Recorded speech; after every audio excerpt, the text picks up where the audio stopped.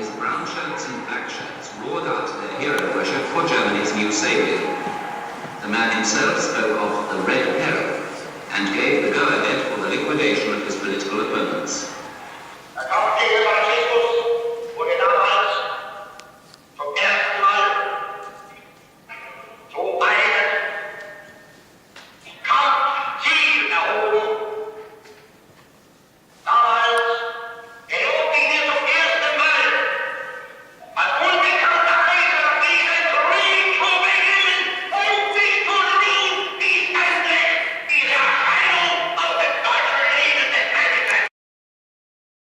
Decree for the protection of state and nation formed the legal basis for this wave of terror and marked the end of human and civil rights in the country.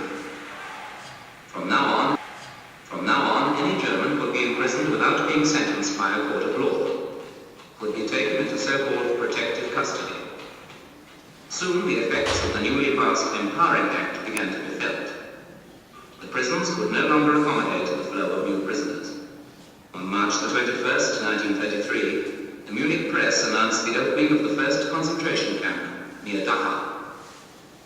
In the years that followed, organized resistance to Hitler and his police state grew. In reply, police terror was increased. In his many speeches, the propaganda minister Goebbels hammered away at the Jewish question, which he described as the Jewish peril, and promised his listeners that the time would soon come when Germany would be free of the Jews and their influence. His patience, he said, was at an end.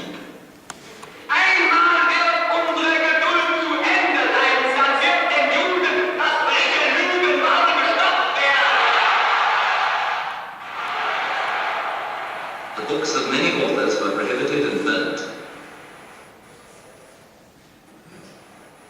The Gestapo cells and the concentration camps became torture chambers for the opponents of the regime, where the majority of them met an untimely and cruel death. Taken against the Jews increased in severity. 1935 saw the passing of the Nuremberg anti-Jewish laws. The Kristallnacht in 1938 marked the beginning of the systematic liquidation of these citizens. On November the 9th, Jewish shops and businesses were plundered, synagogues destroyed, and Jewish houses and schools set on fire. Thousands of Jews were arrested at random and sent to the concentration camps, 12,000 to Dachau alone. In March 1939, following the annexation of Austria, German troops marched into Czechoslovakia. In September of the same year, the Germans invaded Poland. The Second World War began.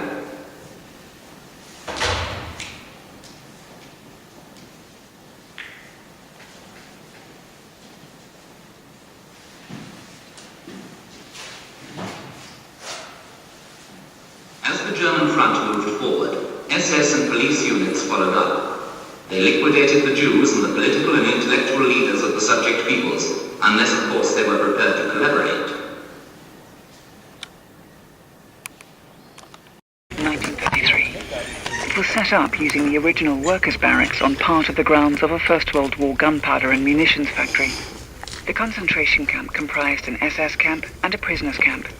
The memorial covers the site of the prisoners' camp before it was expanded in 1938. After the Second World War ended in 1945, the site was used as an internment camp for leading Nazi functionaries and war criminals.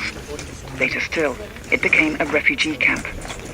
When Adolf Hitler was sworn in as Reich Chancellor on the 30th of January 1933, the National Socialists soon started the systematic persecution of their political opponents. To this end, they established numerous prisons. Many were so-called wild camps, improvised prisons in locations such as cellars, disused warehouses and factories. The Dachau concentration camp was also established in just such an old factory complex. However, while the vast majority of the so-called wild camps soon disappeared, Dachau was developed to become the model for all later concentration camps. The initial function of a concentration camp was to suppress political opposition and secure the Nazi Party's rule. Soon, though, concentration camps became centers of SS tyranny, entirely outside the control of the law. In this way, they played a central role in implementing the Nazis' policies of racial persecution, and ultimately, in killing those people they called non-Aryan. There was a regular selection of prisoners unfit for work, who were, in the eyes of the SS, therefore unworthy of life. Since these people were deported to the death camps, the Dachau concentration camp too played an important part in the Nazi system of the death camps. The photos of mounds of corpses taken by the liberators in 1945 went around the world, making the name of Dachau synonymous with the concentration camp.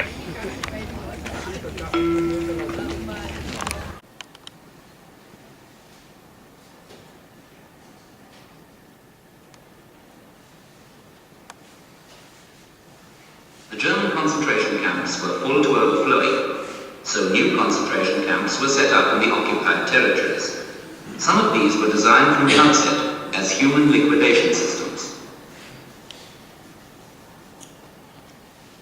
The concentration camps were a means of maintaining German domination in the occupied countries. Here they had the same objective as in Germany, rendering organized resistance impossible.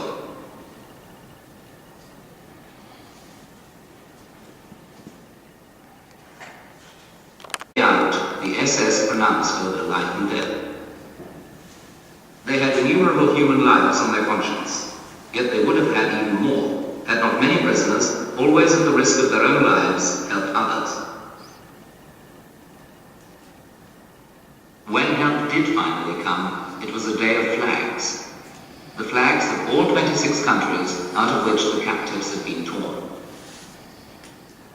How can you make a new human being out of a person whose human rights have been denied him? What was the life of the concentration camp prisoner really like? First of all, food. Those prisoners who were allowed to eat were given breakfast, consisting of a piece of dry bread and thin ersatz coffee, sometimes a spoonful of jam. Nor was lunch, if you got it, worthy of the name. How can you work 12 or 14 hours a day in the quarry, in the forests, or in the armaments factory, with only a plateful of thin soup in your belly, when your hands shake and your innards shrink? In Dachau, there were also 2,700 priests from 20 different countries. Over the years, all priests taken captive were assigned to Dachau. The German priests were allowed to hold services in a primitive barrack hut chapel. The others were not allowed in, and any of them caught praying was severely punished.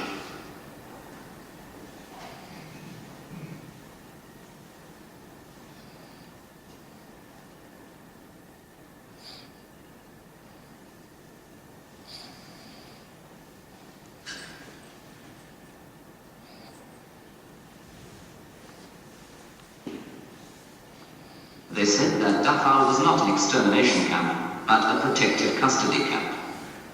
Anybody who believed this would easily have been disillusioned after visiting the camp. 206,000 prisoners were registered in Dachau between 1933 and 1945. 31,951 deaths were officially recorded during this time. What these figures do not reveal is how many Soviet prisoners of war were shot here, how many people were sent to Dachau by the Gestapo for special treatment, in other words, execution, how many people died during the evacuations and death marches in March and April 1945, and how many thousands died in other ways.